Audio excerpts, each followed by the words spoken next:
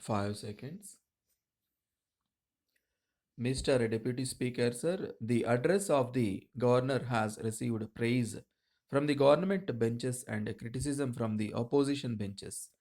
I would like to make a few observations on the address. We expected that in the address there would be mention of the policy and program of work which the government proposed to carry out during the ensuing year. I am sorry that the address is silent on the matter.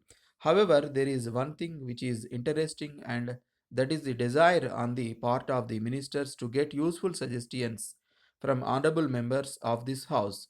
I find that since yesterday, members have been making useful suggestions, but I do not know if the honorable ministers concerned are present here to make note of the suggestions, perhaps with the exception of a few like the Minister for Local Administration and the Finance Minister. I know the Finance Minister is present for the purpose of taking notes so that he may be able to answer any criticisms that may be made against the government. But he may not be taking note of the suggestions made by the honorable members for implementation at a later stage. There are two words in the governor's address, namely welfare administration. Welfare administration means the existing of a welfare state. It is the desire of everyone that a democratic welfare state should be established.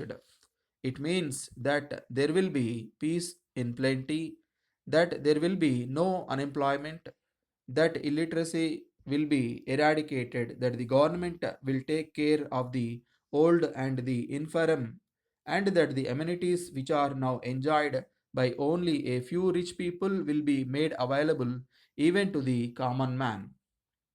I think that this is the ideal for which we are now striving. The question now arises as to what steps the government have taken to establish a welfare state. Reference has been made in the address to the community projects and national extension service. In this connection, I would submit that the result of these schemes depends largely on the capacity of the people to contribute to the works which are undertaken by the government. If we go into this matter, we will find that the capacity of the common man in this regard is nil. So, if we are asked whether the schemes have been a success with reference to the common man, we can only say no. It is said that the advantage that may be gained by these schemes goes only to the richer classes of people, and that the common man is not able to get anything because he is not in a position to contribute money to the carrying out of the work under these schemes. Then I would suggest that the salvation of our country lies in the formation of cooperative units. As we know, the majority of the people belong to the poor classes. So it is these people who must be helped by the government by starting cooperative farms, and the persons must be made to realize that they have got a share in these farms. It is only then that the interests of the poor persons will be safeguarded. In this respect, we expect that the government will bring an agrarian reforms, but no means mention is made in the address about agrarian reforms. There is a large disparity between the salary of government servants and the salary of those in the private sector. If we pay our government servants low salary, we cannot expect them to be honest in their work.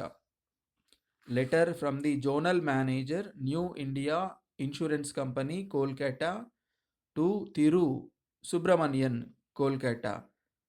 Dear sir, we are in receipt of your letter of the 10th instant. We are sorry to learn that you find it difficult to continue your existing policy with us and so desire to surrender it. The surrender value of your policy at present comes to rupees 9,000 only. But we would like to point out that the surrender of a policy is not in the interest of a policy holder, as you will find from the figure quoted, the policyholder will get less than what he paid, and what is more, he deprives his dependents of the provision he made for them. Of course, he may think of buying another policy when his difficulties are over, but apart from the increased rate of premium that it would involve, it cannot be known whether he will then be found medically fit. That is why we try to discourage it. We think that your difficulties are merely of a temporary nature. You are entitled to a loan of 80% of the surrender value. So, we suggest that you may keep the policy in force, taking advantage of a loan from the company. If you decide upon the course that we have suggested above, you may complete the enclosed loan application form and send it along with your policy to us. Yours faithfully,